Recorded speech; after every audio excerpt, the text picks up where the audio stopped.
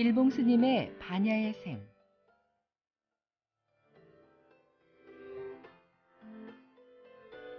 부처님의 위없는 지혜를 배워보는 이 시간, 말씀의 조치원 관음산 자비정사 주지 일봉 스님입니다.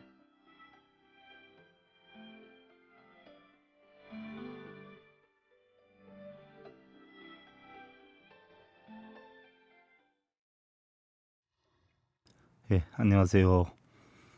세종시 연기군 전동면에 있는 관음산 자비정사 서길봉입니다. 우리 불자님들 새해 첫 주말이었는데요. 잘 지내셨지요? 우리의 삶을 보면은요, 대부분의 부부 사이는 물론 어떤 부모, 자식, 또 친구, 또 친척, 형제나 이웃, 그리고 직장 동료에 이르기까지 아마도 마음에 드는 사람보다는 마음에 들지 않는 사람들이 더 많지 않나 하는 생각인데요. 어떻게 보면은요, 상대 입장보다는 자신의 입장에서만 바라보는 것이 아닌가 하는 그런 생각이기도 하지만, 그러나 때로는 그러한 이기적인 어떤 자신만의 생각이나 상상력이요, 어려움을 극복하게 하거나 꿈을 펼쳐나가는 원동력이 될 수도 있다 하는 생각을 해봅니다. 과거에 오랜 강금 생활에서 석방된 그 러시아의 그 인권운동가 솔제니친이라고 하는 분은요, 상상력이 나를 살렸다. 부자유스러운 감옥 속에서 나를 버티게 해준 것은 무수한 상상력의 세계였다라고 그는 회고를 했고요.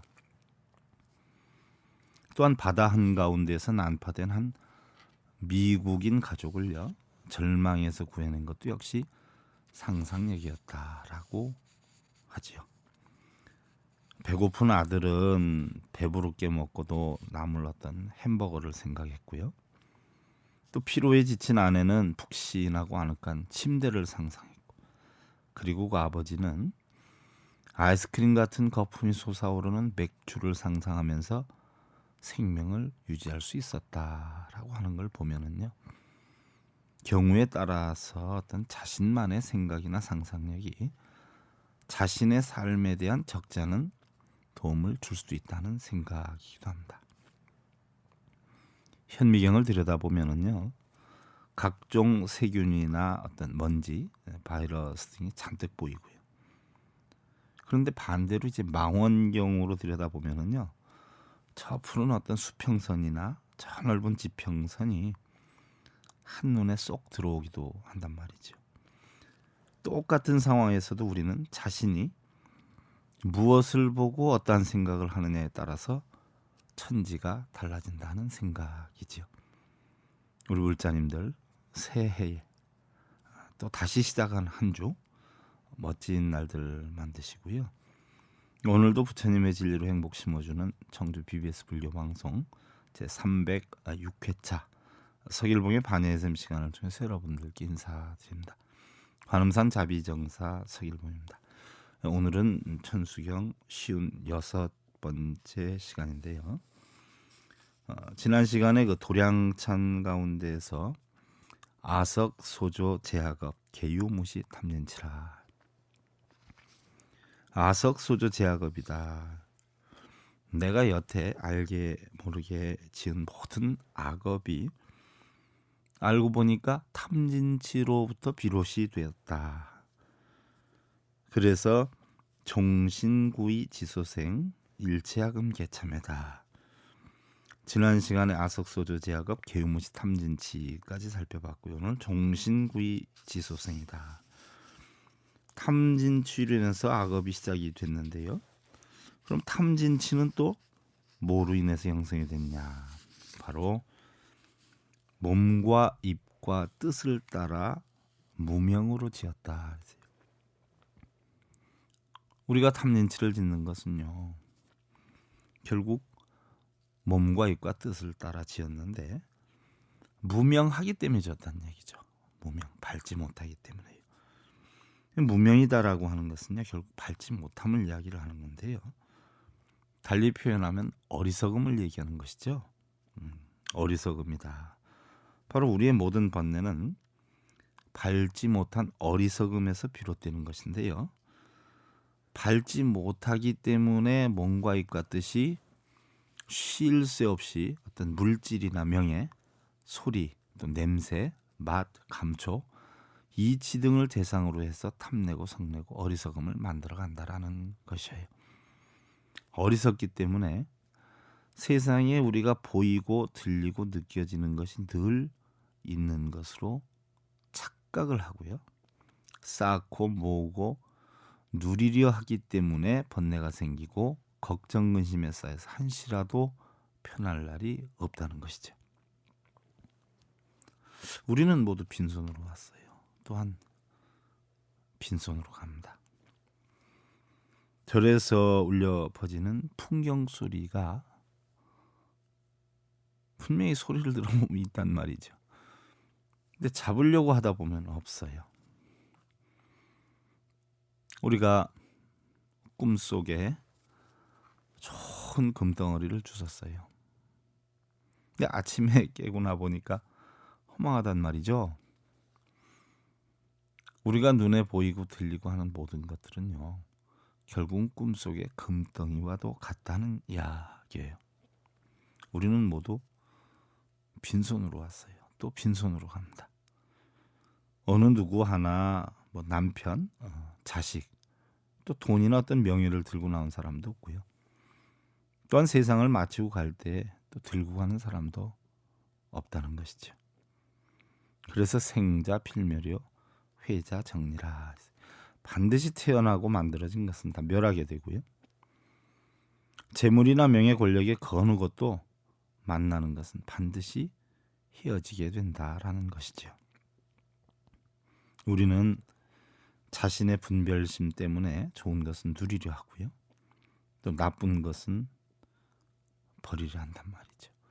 누리려고 하는 것도 뜻대로 안 되니까 번뇌고요.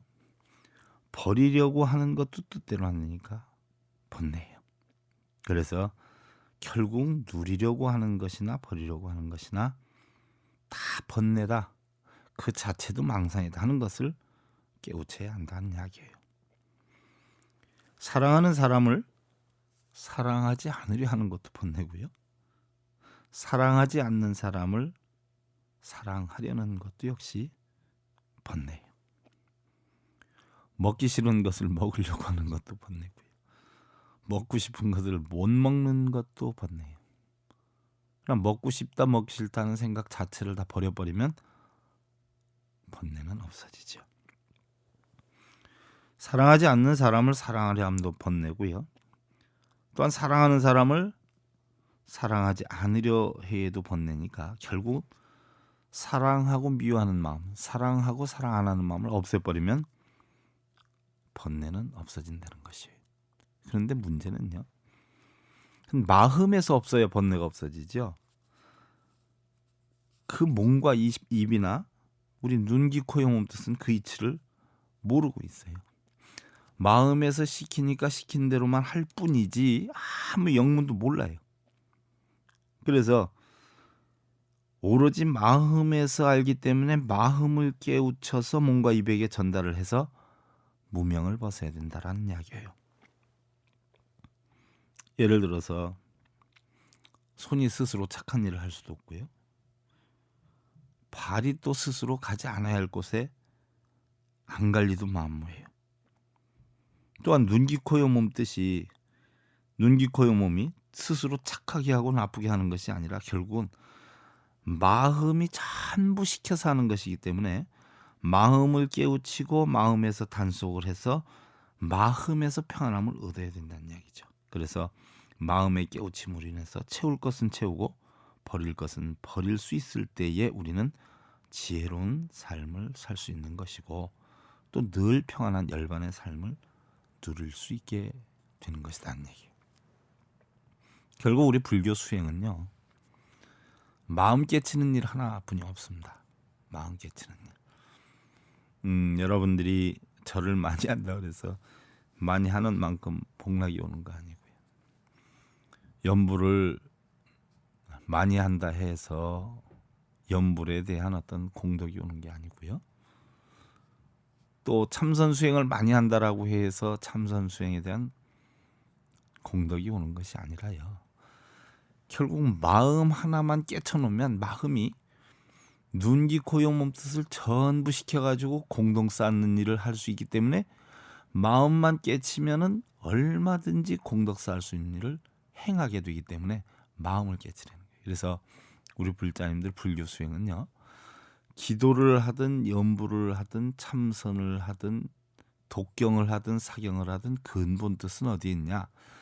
마음을 깨치게 하기 위한 하나의 방편으로서 그러한 것을 하는 것이지, 그걸 함으로 인해서 복락이 형성이 되고 소원이 성취되고 이루고자 하는 것이 이루어지는 것은 아닌 것이에요.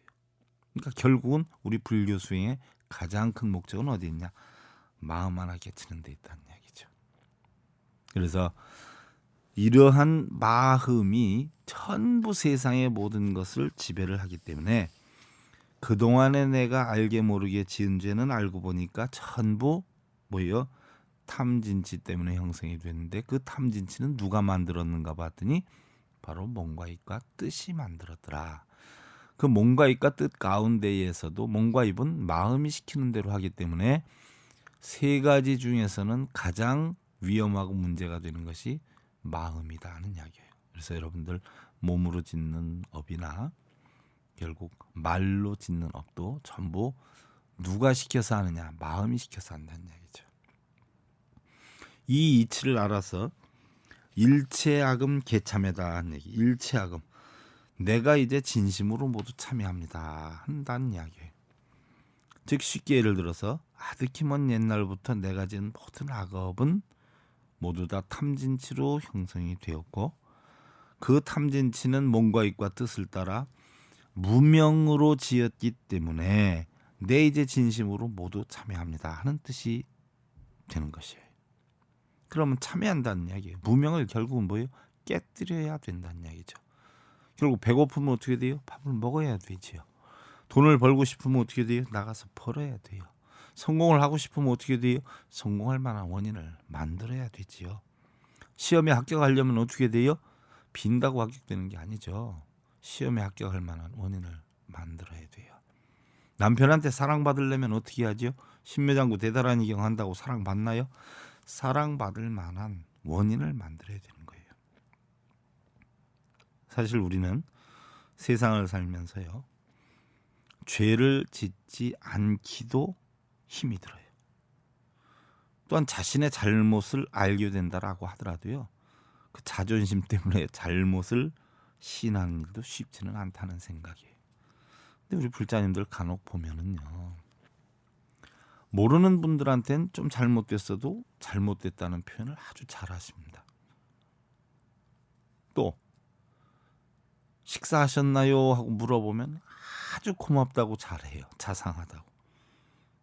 그런데 신랑 되시는 분이 밥 먹었어요? 하면은 지금 시간이 몇 시인데 이제 묻느냐고 짜증을 내요.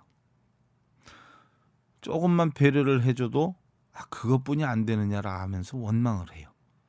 남들한테는 예의도 잘 갖추고요, 자기 자존심 굽혀서 잘합니다.